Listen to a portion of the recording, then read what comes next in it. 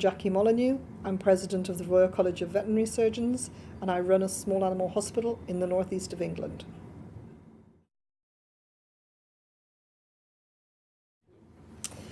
I think the highlight of the year has to be when you admit the new students to the college.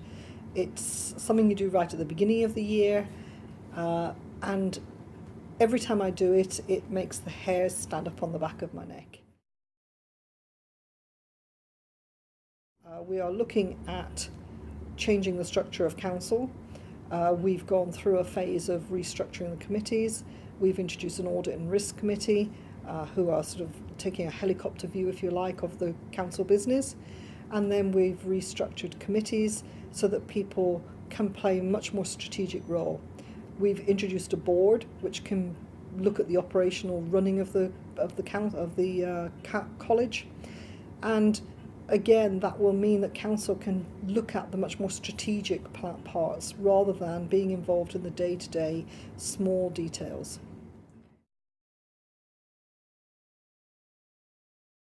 The practice standard scheme, we did a consultation during this year, the early part of the year, to ask people what they thought of the ideas of changing the practice standards to incorporate looking at standards of animal care as well as the standards of equipment and premises. Council's meeting in June, they decided that they liked the outline plan to do the changes, so that we will be introducing a much more flexible approach.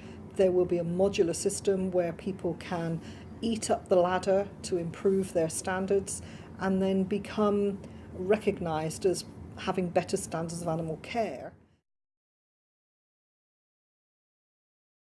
We had the Chief Executive introduced for the first time this year, and we recruited someone with very much a customer service background who came from Which, and it's showing that that's his focus is very much on customer service, which I think is a great improvement for the college, to be focused on customers, whether they be the public or whether they be the profession, depending on the context. At the beginning of my year, I was very keen for us to develop better communication links with the profession, and I think we have made some progress on that. We did the first webinar for hustings a few months ago. We've had Pam Mosdale doing some webinars for us, giving information about practice standards and clinical governance. I'm hoping those sort of things will happen a lot more in future. I want the college to be seen as somewhere that people want to get information from. It will be their first port of call. They will look towards us for support. And I want them to feel that we're a modern, fair regulator.